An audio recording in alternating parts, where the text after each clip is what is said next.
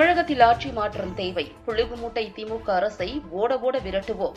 உத்திரமேரூரில் பாட்டாளி மக்கள் கட்சியின் சார்பில் நடைபெற்ற உரிமை மீட்க தலைமுறை காக்க பொதுக்கூட்டத்தில் அன்புமணி ஆவேச பேச்சு.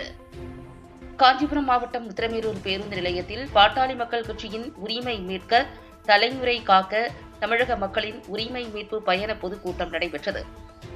இதில் பங்கேற்ற பாமக தலைவர் அன்புமணி ராமதாஸ் அம்பேத்கர் சிலையிலிருந்து நடைபயணம் மேற்கொண்டு பேருந்து நிலையத்தில் நடைபெற்ற பொதுக்கூட்டத்தில் பேசினார்.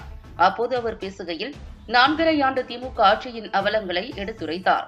பொய்யான வாக்குறுதிகளை அள்ளி வீசி நிர்வாக திறனற்று 4.5 ஆண்டுகளாக லஞ்ச லாவண்ய ஊழல் ஆட்சியினை சிறப்பாக நடத்தி வருவதாக அவர் சாடினார். தமிழகத்தில் சட்டம் ஒழுங்கு சரியில்லை. பெண்கள் உட்பட குழந்தைகளுக்கும் நாட்டில் பாதுகாப்பு இல்லை. தமிழ் மொழி, கலாச்சாரம் ஆகியவற்றை திமுக அரசு ஒழித்துவிட்டது. தமிழகத்தில் அனைத்து சமூகங்களுக்கும் கல்வி, வேலை ஆகியவற்றை சமமாக கிடைக்க வேண்டும்.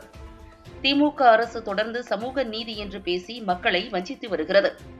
அண்டை மாநிலங்களில் சாதிவாரி கணக்கெடுப்பு எடுக்கப்பட்டு வருகிறது. ஆனால் தமிழகத்தில் சாதிவாரி கணக்கெடுப்பை எடுக்க எங்களுக்கு அதிகாரம் இல்லை என்று ஸ்டாலின் அரசு பொய் சொல்லி வருகிறது. தமிழக அரசு விவசாய நிலங்களை அழித்து சிப்காட் அமைக்கப்பட்டு வருகிறது. இதனை எதிர்த்து போராடும் விவசாயிகளை குண்டர் சட்டத்தில் கைது செய்கிறது. உத்திரமேரூர் ஏரியை தூர்வார 18 கோடி ரூபாய் ஒதுக்கி ஒரு கைப்பிடி மண் கூட தூர்வாரப்படவில்லை. அதேபோல் உத்திரமேரூர் அரசு மருத்துவமனை கட்டும் பணியும் வேகமாக நடைபெறவில்லை. புறவழிச்சாலை பணிகளும் கிடப்பில் போடப்பட்டுள்ளது. தேர்தல் வாக்குறுதியை முழுவதுமாக நிறைவேற்றி விட்டோம் என்று தமிழக அரசு புழுகி வருகிறது. இதனால் ஸ்டாலின் அரசை புழுகு மூட்டை ஸ்டாலின் அரசு என அழைக்கலாம்.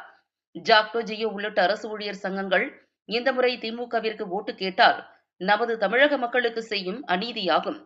அரசு ஊழியர்கள், பொதுமக்கள், விவசாயிகள் அனைவரும் 2026இல் திமுக அரசை தூக்கி எறிய வேண்டும் என்று அவர் கூறினார். இக்கூட்டத்தில் காஞ்சி மாவட்ட செயலாளர் மகேஷ்குமார், மாவட்ட செயற்குழு உறுப்பினர் அரசு, ஒன்றிய தலைவர் கோசலை ராமன், நகர தலைவர் சங்கர், நகர செயலாளர் அரவிந்தன் உட்பட மாவட்ட, ஒன்றிய, நகர கழக நிர்வாகிகள் திரளானோர் பங்கேற்றனர்.